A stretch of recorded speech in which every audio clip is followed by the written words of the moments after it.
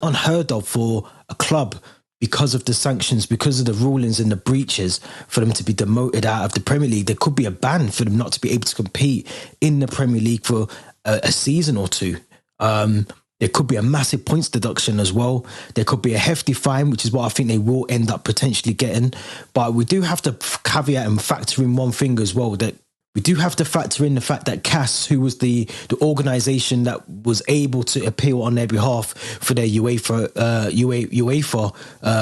sanctions and the decisions that will happen there, I think they were meant to be out of the Champions League for a season with a massive fine. They've managed to reduce that fine down and were still able to compete in the Champions League after their appeal. But I do feel that this is one of those moments that we cannot go unnoticed, as what's happening at the club is crazy.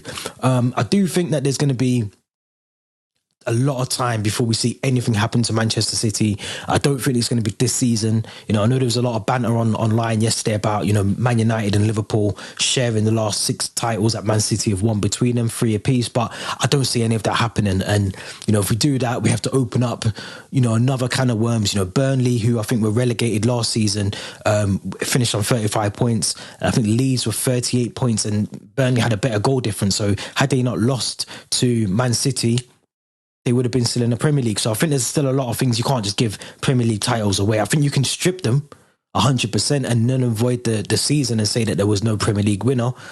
But I don't think you could gift it to Liverpool. You can't gift the Premier League to Manchester City. They didn't earn it. And would Liverpool fans really want a Liverpool title with an asterisk next to it to say that, we didn't actually win the league, but we were given it based on these reasons? I don't think they would. So I think, for me personally, I think Manchester City, this has been on the cards. I mean, they've breached a lot of things. We know that they've breached a lot of financial things and the constraints that they have to be within. They've obviously overset the mark a lot of the time. But I do think as well that this is something that Pep Guardiola has known about for a number of months, because even his demeanour, and if you remember back to, I think it was when he was asked this question a couple of months ago about the sanctions and the possible sanctions, and he said he believed in the club. He's treated them like a friend, and if they've lied to him, then he's going to leave the next day at the clubs. And I think he will walk. I think by the time these sanctions come in, Pep Guardiola will not be Manchester City manager. I think he'll have moved on. You do have to question if there is a transfer ban, if they have to balance out the books, if they have to, sell some of their key assets. You're looking at Haaland, you're looking at Phil Foden, you're looking at Ruben Diaz, you're looking at all these key players that they've got, Bernardo Silva, Edison, all these players. It's a massive thing. It's a massive thing. And I think it's probably come out at the right time as well, because, this season hasn't been the best for Man City, but I think at the same time as well, you don't want this creeping into the next season. You ideally want some kind of sanctions in place in the summer to allow them, to prevent them from spending any more money. I read over the weekend that they were looking at Jude Bellingham as a key signing. They thought they could pinpoint and beat the signing of Jude Bellingham ahead of Liverpool, ahead of Real Madrid. So that's going to put a spanner in those works now as well. So I think there's a lot that Man City need to be careful of. They obviously need to look at their finances now. They need to, even the statement that they put out was a bit weird. I didn't get the statement. I thought that was a bit of a weird statement to put out. But yeah, I think Man City have to be very, very careful. The next couple of months are going to be crucial for them.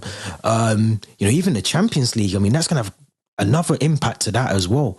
So I think there's a lot that Man City need to look at. They need to hope and pray they don't get, knocked out of the Premier League, or they have to start at the bottom tier of the Football League, which would be the National League.